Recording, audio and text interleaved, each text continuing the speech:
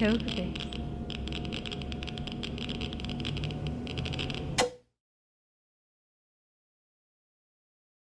Introduction to reactors. Reactors are designed to supply sustainable liquidity across DeFi. Assets are deposited into reactors and then deployed to exchanges. There are two types of reactors: token reactors and pair reactors. Token reactors are collateralized with volatile assets. Pair reactors are collateralized with ETH and stablecoins. Token reactors combine with pair reactors to complete the trading pair needed to provide liquidity to AMMs.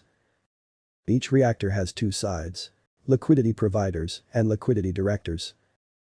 Liquidity providers deposit assets and receive an equal amount of T assets. Liquidity directors stake TOKE and receive T TOKE and a proportional amount of voting power. Both liquidity providers and directors generate TOKE yield each cycle. The APR on this yield is determined by the balance of the reactor. When an insufficient value of TOKE is staked, APR increases for liquidity directors.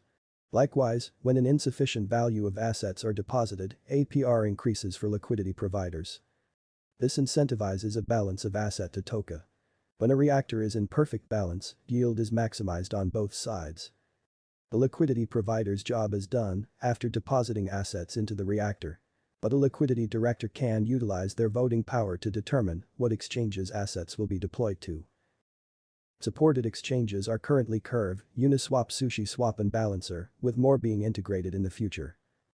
The more votes an exchange receives for a given reactor, the more liquidity it will secure. Remember, a complete trading pair includes both pair reactor and token reactor assets. The Tokemak protocol collects the trading fees it generates from this deployed liquidity. These fees contribute to the protocol-controlled assets, which supplements user-provided liquidity. Ultimately, the protocol will own enough assets to provide liquidity without the need for third-party capital. This is referred to as the singularity. The compounding of fees creates a black hole effect as assets are continuously pulled in, allowing the protocol to sustain itself. This concludes the Introduction to Reactors course. Refer to tokebase.org for additional training materials.